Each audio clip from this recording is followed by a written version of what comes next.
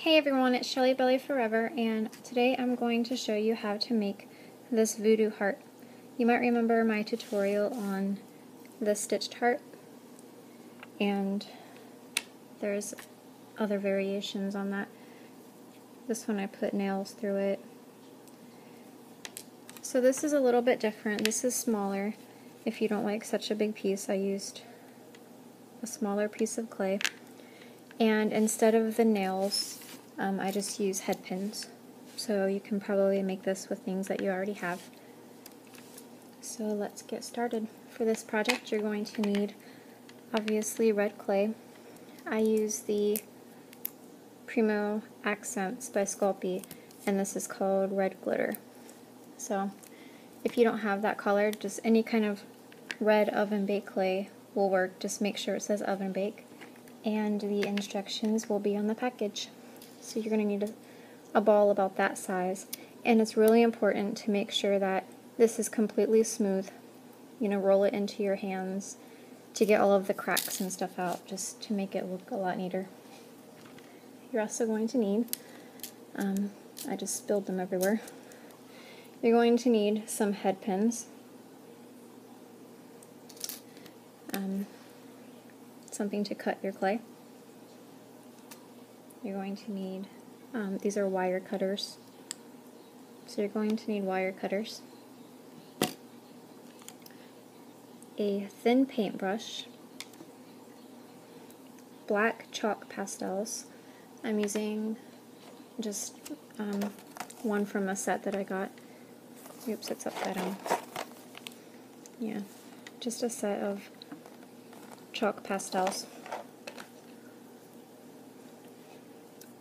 This isn't necessary, but I recommend using Bacon Bond to hold the head pins in so they don't come out. You're also going to need black acrylic paint. And if you're wanting to make this into a charm, you also need, oh, I have pastel on me, you're going to need an eye pin. So the first thing, obviously, that you want to do is roll your clay into a perfect ball. Make sure there's no creases, cracks, dirt, or anything in it. And you want to start flattening it, but make sure to keep it the round shape. I'm going to make mine upside down here, so I'm pointing the top to make it pointed on one side. So just flatten it down a little bit around the sides. Make it into a cone shape.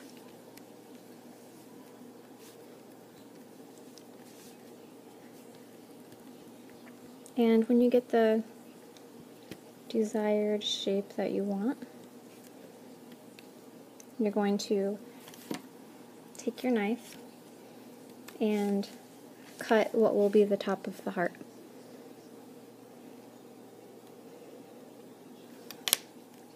Like that, and separate it just a little bit. And I like to take my fingers and smooth that rough edge that I just made, so because I like mine to look more rounded.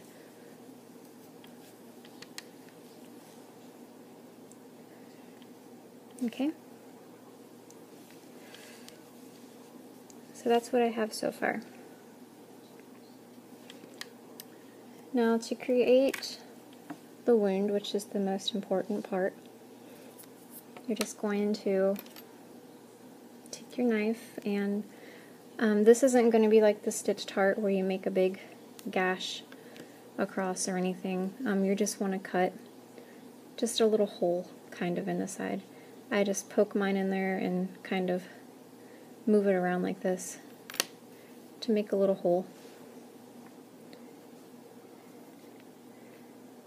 Okay, and I recommend a piece of scrap paper for this part. You want to take your chalk pastels and your blade, just shave a little bit of black off of it, like that. You won't need much. And take your paintbrush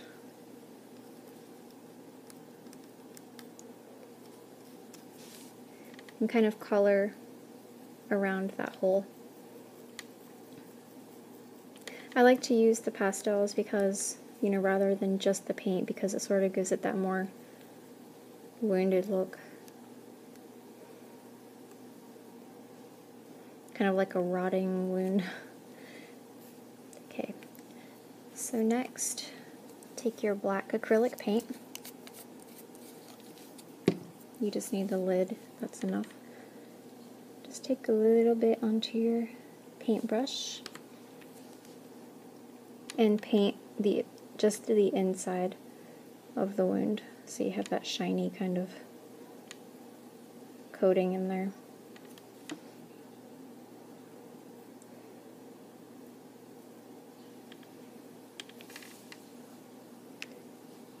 Okay. I'm getting pastel on mine, but I can wipe that off before I bake it. Alright, now you're going to want to start inserting the head pins. I just usually use 3. You can, of course, make as many voodoo pins as you want. I do recommend using Sculpey Bacon Bond, and this will stay wet until you bake it, and then it dries. And it acts as sort of a glue for clay. And I'm really happy with it. I've used it quite a bit. So take your head pin and cut it down. You won't need them to be very long. I want mine to be about that long. You can make some longer than others.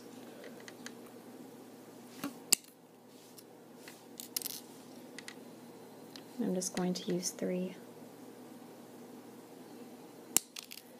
Okay. So I just recommend, if you're using the Bacon Bond, just dip the end into a little bit. It doesn't take much to hold. And just stick it into the wound wherever you want. Just make sure it doesn't come out the other side.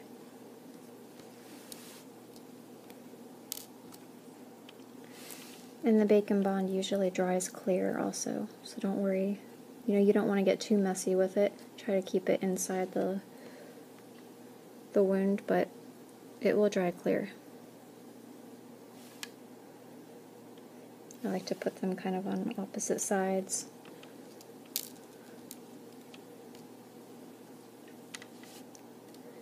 Okay, and for the third, I'm just going to put it up here at the top. Okay, so that's how mine looks. Again, you can make as many voodoo pins as you want. You can have them all over, it doesn't matter. I like this project because it's very customizable. However many pins you want to put in, that's perfectly fine. Okay, and if you're wanting to make this into a charm, which I am, you want to take your eye pin, and I find this easier if I use like a needle nose pliers. I'm just going to dab it in my Bacon Bond again. And you can have this hanging, you know, you can put the pin here to have it hanging on the side like this charm. It'll kind of hang like this. I'm wanting mine to just hang straight like this one. So I just stick it right between the cut that I made.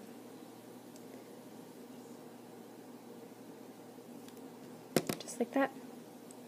Now it's ready to bake, and after baking, if you want it to be glossy like this, just wait for it to cool and glaze it.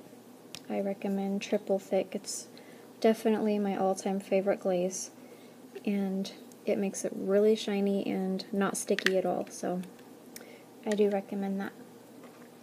So thank you all so much for watching. Please rate, comment, and subscribe if you haven't already. Thank you all so much.